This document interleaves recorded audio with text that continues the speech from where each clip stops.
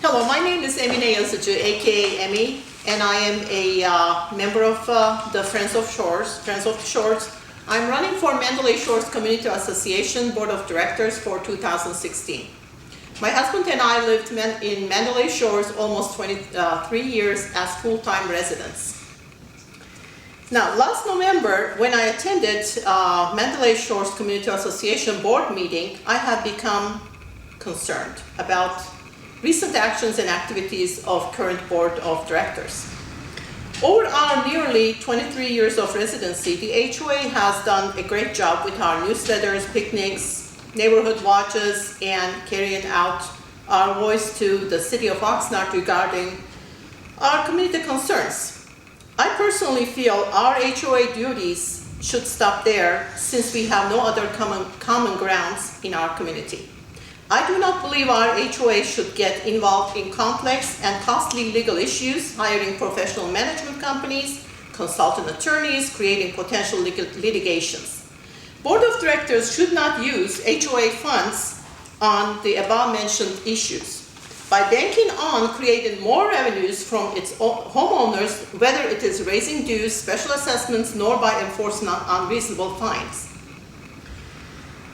Now, I have my friend and my neighbor, Chuck Preston, next to me. I would like to ask a few questions to him. Chuck? My name's Chuck Preston. I'm a full-time resident of Mandalay Shores. My wife and I have lived here for going on 19 years, and we absolutely love it here, and we want to continue to love it here.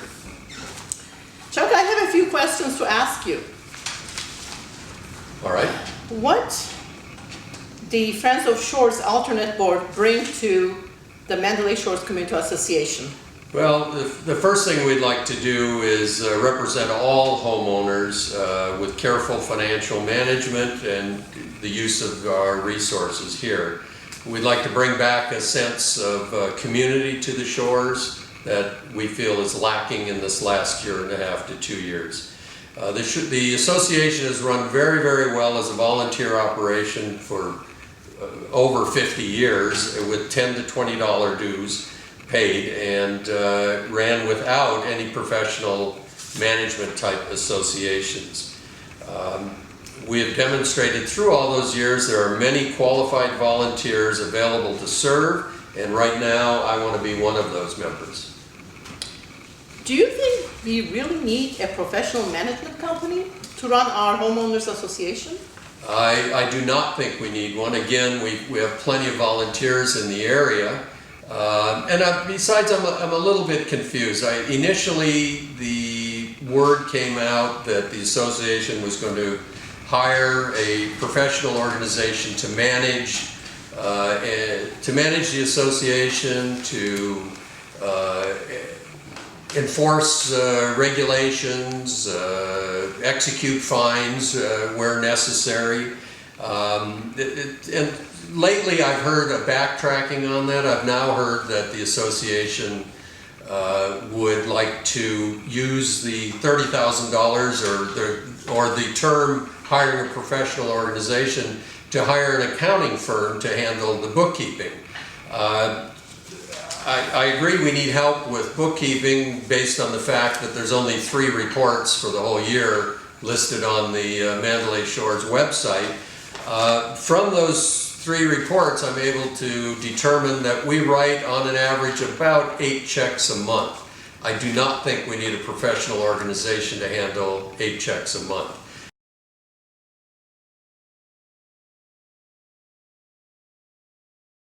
I understand that there's a lot of work involved, and I'm not trying to belittle anyone by saying that, but I think if a program like QuickBooks were used or similar type bookkeeping programs, it would make the job very easy and very dependable all the way around. Okay, it brings it to what has the current board accomplished in 2015? Well, I guess I can go through the list of accomplishments for 2015. We've had a picnic with 125 people, dumpster day, which is always a successful thing, in conjunction, I might add, with the Oxnard Shores Neighborhood Council. Our quarterly newsletters are actually, I think they're generating some revenue actually with ads in there, so that's always a good thing. And of course, the forming of an enforcement committee with a number of rules, including 6-month leases, the idea of a management company, things along that idea. The results of those are a lot of fear and dissension among the community. We don't know where we stand financially. I know a lot of talk is about short-term rentals. Short-term rentals, in my opinion, are not a major problem. Party houses are a major problem and they need to be dealt with. I do not want to deal with them in court. I do not trust our court system to guarantee us a win, which puts us all in jeopardy for financial repercussions if we do lose. I'm also opposed to enforcement of rules that have never been enforced over 50 some years here at the association. I think this could lead us down a legal path that would be deeply concerning. I would see working with the city when it came to most of these types of things. Targeting commercial uses, that's fine, depending on the interpretation or definition of commercial uses. I know most conversation is about short-term rentals.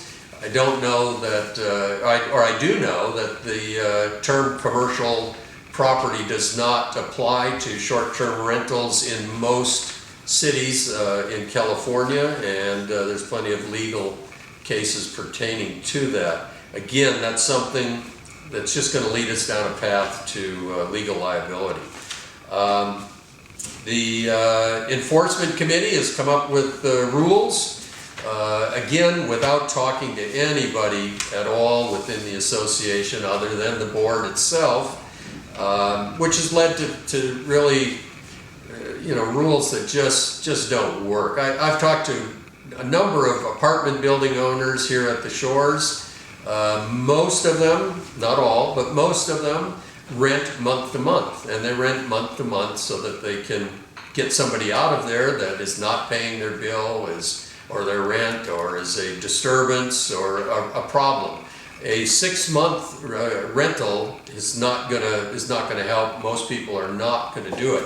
Second, how are we going to enforce that 6-month rule with these apartment owners? Are you going to go to each owner and ask them to see their bookkeeping records? I just don't want to get into the legal end of it. I don't feel there's a need to get into that. Seems like a complex issue to me. Yes. Well, if elected, what can the new board bring to the table? Well, certainly most of you have seen and heard about our repealing bylaws. What we probably made a mistake by not adding, we would certainly want to rewrite the bylaws, taking all of the power away from the 7 to 9 people that currently hold that power, and make it more of a community effort. We would go out and ask people, ask homeowners what they want, what's important to them, whether it's crime or flooding or transparency or spending, and work on those things accordingly. We as a new board, I think we would take an idea from inception to execution. I'm not seeing that right now. We have a number of experienced leaders within our group that I think can do a good job. A new board can effectively manage 100% of the association. I think the current board is lacking the vision for that type of leadership. They're too focused on specific issues as opposed to the overall good intentions of the community. Chuck, how can people get more information about what we stand for? Well, there's a couple of ways. One, on our website, www.friendsoftheshores.wordpress.com. There's certainly lots of information on there. We're also planning on setting up a booth or a table throughout the community over the next 10 or 12 days.